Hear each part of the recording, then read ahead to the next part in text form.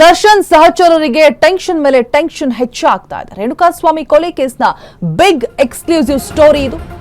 ಜಮೀನು ರದ್ದು ಕೋರಿ ಐವರಿಂದ ಅರ್ಜಿ ಸಲ್ಲಿಕೆ ಮಾಡಲಾಗಿರುತ್ತೆ. ಇವತ್ತು ಮಧ್ಯಾಹ್ನ 2:30ಕ್ಕೆ ಪ್ರಕಟವಾಗಲಿದೆ ಆದೇಶ. ಐವರು ಆರೋಪಿಗಳ ಜಾಮೀನು ರೇಣುಕಾಸ್ವಾಮಿ ಕೊಲೆ ಕೇಸ್ನ ಬಿಗ್ ಎಕ್ಸ್ಕ್ಲೂಸಿವ್ ಆದಂತಹ ಸ್ಟೋರಿ. ಜಾಮೀನು ರದ್ದನ್ನ ಕೋರಿ ಐವರಿಂದ ಅರ್ಜಿ ಸಲ್ಲಿಕೆ ಮಾಡಿರುವಂಥದ್ದು. ಇವತ್ತು ಮಧ್ಯಾಹ್ನ 2:30ಕ್ಕೆ ಆದೇಶ ಕೂಡ ಪ್ರಕಟ ಆಗಿದೆ. ಐವರು ಆರೋಪಿಗಳ ಜಾಮೀನು. ದರ್ಶನ್ ಸಹಚರರಿಗೆ ಟೆನ್ಷನ್ ಮೇಲೆ ಟೆನ್ಷನ್ ಶುರುವಾಗ್ತಾ ಇದೆ. ರೇಣುಕಾಸ್ವಾಮಿ ಕೊಲೆ ಕೇಸ್ನ ಬಿಗ್ ಎಕ್ಸ್ಕ್ಲೂಸಿವ್ ಆದಂತಹ ಸ್ಟೋರಿ. ಜಾಮೀನು ರದ್ದನ್ನ ಕೋರಿ ಐವರಿಂದ ಅರ್ಜಿ ಸಲ್ಲಿಕೆ ಮಾಡಲಾಗಿದೆ. ಸುಪ್ರೀಂ ಆದೇಶದ ಮೇರೆಗೆ ಹೈಕೋರ್ಟ್ಗೆ ಪ್ರಾಸಿಕ್ಯೂಷನ್ ಅರ್ಜಿ ಸಲ್ಲಿಕೆ ಆಗಿದೆ. ವಾದ ಪ್ರತಿವಾದಗಳನ್ನು ಆಲಿಸಿ ಮಧ್ಯಾಹ್ನ 2:30ಕ್ಕೆ ಆದೇಶವನ್ನ ಕೊಡಲಿದೆ ಹೈಕೋರ್ಟ್. ಆರೋಪಿಗಳಾದಂತಹ ವಿನಯ್, ನಂದೀಶ್, ಧನರಾಜು, ಪವನ್,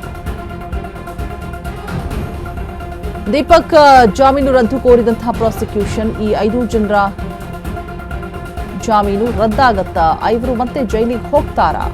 ದೊಡ್ಡ ತಲೆನೋವು, ದೊಡ್ಡ ಟೆನ್ಷನ್ ಆರಂಭ ಆಗಿದೆ ದರ್ಶನ್ ಸಹಚರರಿಗೆ.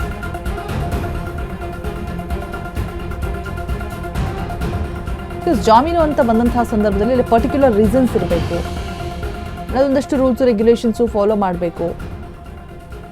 ಏನಕ್ಕಾಗಿ ಜಾಮೀನು ಅನ್ನುವಂತಹ ಪ್ರಶ್ನೆ.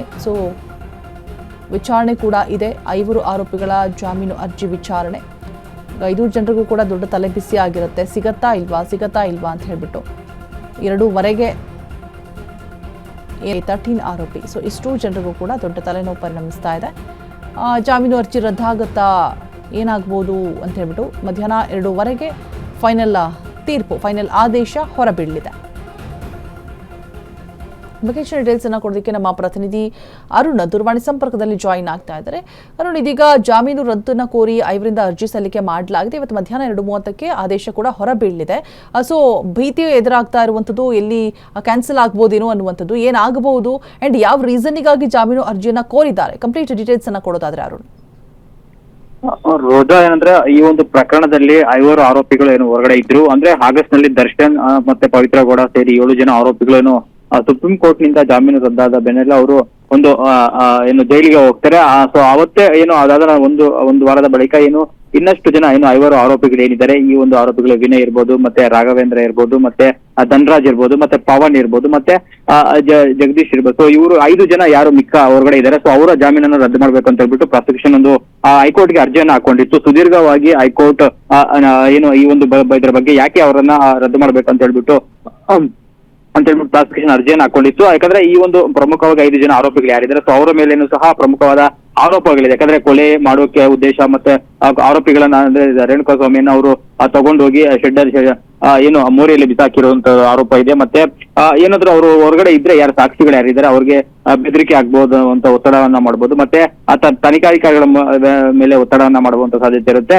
ಹಾಗಾಗಿ ಆ 5 ಜನ ಆರೋಪಿಗಳು, ಪ್ರಮುಖವಾಗಿ 7 ಜನ ಯಾರಿದ್ದಾರೆ ಅವರ ಜೊತೆಗೆ ಇವರು 5 ಜನ ಆರೋಪಿಗಳ ಒಂದು ಜಾಮೀನನ್ನು ರದ್ದು ಮಾಡಿ ಅವರನ್ನ ಜೈಲಿಗೆ ಕಳಿಸಬೇಕಂತ ಹೇಳ್ಬಿಟ್ಟು ಪ್ರಾಸಿಕ್ಯೂಷನ್ ಒಂದು ಅರ್ಜಿ ಹಾಕೊಂಡಿತ್ತು. ಅದರ ಅರ್ಜಿಯ ಆದೇಶ ಮಧ್ಯಾಹ್ನ ಇವತ್ತು 2:30ಕ್ಕೆ ಒಂದು ಹೈಕೋರ್ಟ್ ನಲ್ಲಿ ಪ್ರಕಟವಾಗುತ್ತೆ. ಒಂದು ವೇಳೆ ಏನಾದ್ರೂ ಹೈಕೋರ್ಟ್ ನಿಂದ ಜಾಮೀನನ್ನು ರದ್ದಾಗಿ ಅವರು ಸಹ ಜೈಲಿಗೆ ಹೋಗ್ಬೇಕು ಅಂದ್ರೆ 5 ಜನನು ಮತ್ತೆ ಈಗ 7 ಜನ ಯಾರಿದ್ದಾರೆ ಅದ್ರ ಜೊತೆಗೆ 5 ಜನನು ಮತ್ತೆ ಆ ಜೈಲಿಗೆ, ಪರಪ್ಪನಗರ ಜೈಲಿಗೆ ಹೋಗುವಂತ ಸಾಧ್ಯತೆ ಇರುತ್ತೆ. ಒಂದು ವೇಳೆ ಏನಾದ್ರೂ ಅವ್ರಿಗೆ ಇಲ್ಲ ಬೇಡ ಅಂತ ಏನಾದ್ರು ಹೇಳಿದ್ರೆ ಅವರು ಹೊರಗಡೆನೆ ಇರ್ತಾರೆ. ಯಾಕಂದ್ರೆ ಸುಪ್ರೀಂ ಕೋರ್ಟ್ ಸಹ ಈಗ ಒಂದು ಇತ್ತೀಚೆಗೆ ಒಂದು ಆದೇಶವನ್ನು ಕೊಟ್ಟಿತ್ತು. ಈ ಒಂದು ಪ್ರಕರಣದ ಟ್ರಯಲ್ ಅನ್ನ ನೀವು 1 ವರ್ಷದ ಒಳಗಡೆ ಮುಗಿಸ್ಬೇಕು ಅಂತ ಹೇಳ್ಬಿಟ್ಟು ಸುಪ್ರೀಂ ಕೋರ್ಟ್ ಒಂದು ಆದೇಶವನ್ನ ಕೊಟ್ಟಿತ್ತು. ಆ ಒಂದು ಆದೇಶದ ಪ್ರತಿಯನ್ನ ಸಹ ಏನು ಹೈಕೋರ್ಟ್ಗೆ ಪ್ರಾಸಿಕ್ಯೂಷನ್ ತರ ವಕೀಲರು ಸಲ್ಲಿಕೆಯನ್ನ ಮಾಡಿರುವಂತದ್ದು. ಅದರ ಬೇಸಿಸ್ ಮೇಲೆ ಇವತ್ತು ಕೋರ್ಟ್ ಯಾವ ರೀತಿ ತೀರ್ಪು ಕೊಡುತ್ತೆ, ಏನಾದ್ರೂ ಅವ್ರಿಗೆ ರಿಲೀಫ್ ಕೊಡುತ್ತಾ ಅಥವಾ ಏನಾದ್ರೂ ಅವರ ಜಾಮೀನು ಆದೇಶ ರದ್ದು ಏನು ಪ್ರಾಸಿಕ್ಯೂಷನ್ ಅರ್ಜಿಯನ್ನ ಪುರಸ್ಕಾರ ಮಾಡಿ ಅವರ ಜಾಮೀನನ್ನ ರದ್ದು ಮಾಡಿ ಮತ್ತೆ ಅವರನ್ನ ಜೈಲಿಗೆ ಕಳಿಸುತ್ತೆ ಅನ್ನೋದನ್ನ ಸದ್ಯಕ್ಕೆ 2:30 ತನಕ ಕಾದ್ ನೋಡ್ಬೇಕಾಗುತ್ತೆ ರೋಜಾ. ರೈಟ್, ಥ್ಯಾಂಕ್ ಯು ಅರುಣ್ ತಮ್ಮ ಡೀಟೇಲ್ಸ್ಗಾಗಿ.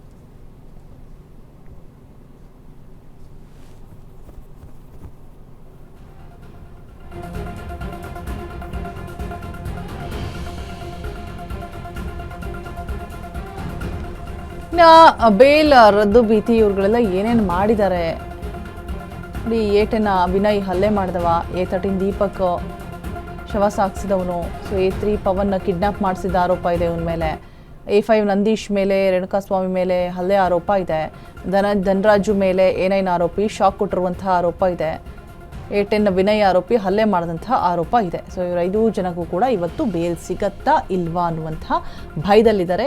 2:15 ಫೈನಲ್ ಆದೇಶ ಹೊರಬೀಳಲಿದೆ. ಇವತ್ತು ಮಧ್ಯಾಹ್ನ 2:30ಕ್ಕೆ ಪ್ರಕಟವಾಗಲಿದೆ ಫೈನಲ್ ತೀರ್ಪು. 5 ಆರೋಪಿಗಳ ಜಾಮೀನು ರದ್ದನ್ನು ಕೋರಿದಂತಹ ಅರ್ಜಿ ಇವತ್ತು ವಿಚಾರಣೆ ಫೈನಲೈಸ್ ಆಗುತ್ತೆ. ಸುಪ್ರೀಂ ಆದೇಶದ ಮೇರೆಗೆ ಇದೀಗ ಹೈಕೋರ್ಟ್ಗೆ ಪ್ರಾಸಿಕ್ಯೂಷನ್ ಅರ್ಜಿ ಕೂಡ ಸಲ್ಲಿಕೆ ಆಗಿದೆ. ಬೇಲ್ ರದ್ದು ಭೀತಿಯಲ್ಲಿ ಈ 5 ಜನ ಆರೋಪಿಗಳು ಕೂಡ ಇದ್ದಾರೆ.